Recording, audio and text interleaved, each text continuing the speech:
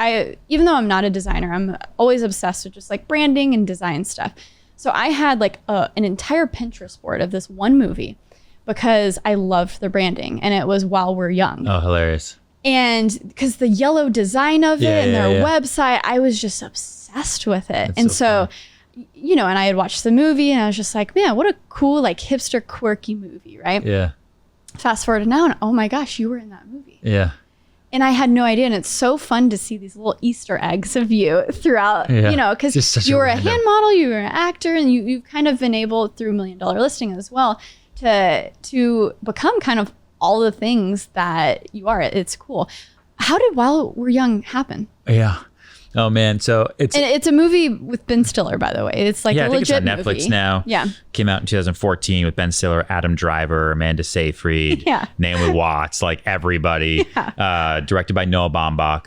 So like I got out of acting so I got into real estate at the end of 2008, but I was still trying to do theater. Like my first year in the real estate business, I made $9,100 in real estate. And so I was still like hand modeling on the side because that paid way better than renting apartments. And I was still trying to be an actor. Like I hadn't given up on acting yet. Real estate was like my temp job. And it was sold to me by my friend as like, hey, post ads, rent an apartment or two a month, right? You rent an apartment a day. So, you know, Monday and Tuesday, rent each an apartment. If they're $4,000 apartments, then you get $2,000 as your fee in your pocket. So you'll make $4,000 for that, with that, you know, those two deals. That covers all of your expenses for the entire month and then some, because my rent at the time was like $1,100, and then you know, I ate like no food, and so I worked out for free because I also was a flyer guy on the corner of 63rd and Lex for Equinox, so I didn't have to pay for a gym. I was always into like finding deals, so I didn't have to pay for anything always. And so then I was running out of definitely running out of money. Oh, Adrian Vasquez blowing me up. Doesn't he know that I'm here?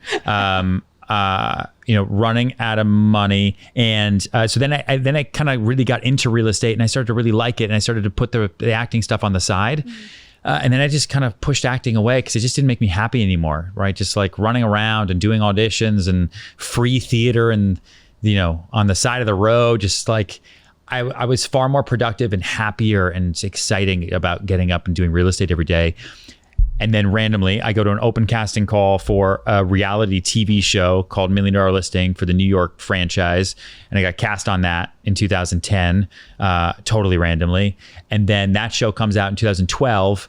And then in 2013, Noah Baumbach's casting directors email me on like my work email saying, hey, we're the casting directors for a Noah Baumbach film starring Ben Stiller. We've seen you on $1 Million Listing.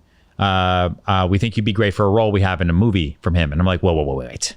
And this is the guy who directed Marriage Story, by the way. Marriage Story, The Squid and the Whale, everything. So I get that email, and I'm like, this is a scam. No way in the world do I try to be an actor my whole life, then quit acting, okay, totally, get into real estate as a broker, then get cast on a real estate reality TV show to then have Noah Baumbach come to me and say, ooh, that guy, we want him in our next movie. With the silver hair. Yeah, and I'm like, what is this world? So I didn't respond because I honestly thought that it was, and the casting director's name was Doug Abel, who's a huge casting director, and I just thought it was like some scam weird thing, and I was just like, whatever. They followed back up with me a couple days later. We're like, hey, want to make sure you got this email. This is serious. And so then I wrote back, and then I went, and I hope the story is not too long. I'll make it quick. Oh, this is great. Then I went to, they said, hey, we want you to audition for this role of this hedge fund guy. We think you'd be great. And I was like, okay, when is it? So they said, you know, Thursday at 10:30 or something like that. And so in my mind, they watched $1 Million Listing. They saw me. They want me for this thing. This is what it's all about. Who knew this was how I was going to get into filmmaking? And so, you know, they sent me it's called Sides, right? The audition Sides. So it's like the little script. I got back together with my acting coach, who I hadn't seen in 2 years. We like studied it, went down, and he was like, what is this world? Why are you doing anyway? And so then I went to the audition, walked in to this room, and totally thought I was going to see them like sitting there. Thank you so much for coming. There's like 112 dudes that look like me with suits on. Wow. And I'm like, what the fuck? Yeah. It's an open casting call, and they're just trying to find the right guy. And it was immediately deflating. And I don't know why I set the expectation for myself that there was going to be just like me. But I guess they'd reached out to a lot of people. So then I sat, right, and waited. And 10:30 goes by, 11 goes by, 11:30 goes by. And now I'm like pissed off because now like this sucks. Like it just brought me back immediately to trying to be an actor for 2 years in New York City and sitting in those lines and wasting your time. And it's like, but it's worth it. It's worth it. It's worth it. But now I'm a real estate agent and I have clients I got to go meet. And I'm like pushing clients and I'm texting other agents in my office like, hey, I got a showing at 11:30. Can you do it? I'm stuck. And so I'm just kind of frustrated. Finally, it gets to me and they call me in like, oh, sorry. And I was just like, I was just like, you know what? This isn't real. You're not going to cast me. There's all these professionals here and all that. And I just rocketed through the sides and went on it. And they were like, okay, do you want to do it again? And I was like, not really. I really got to go. And I left. And they called me the next day and they said that was the best audition we had seen. And I was like, what the fuck is happening right now? I don't want to be an actor and I get into real estate and then you call me and then I go to this huge audition and it sucks and I just sort of like rocket through the lines and I don't even want to be there anymore and I leave and you're like, oh, that's what we want.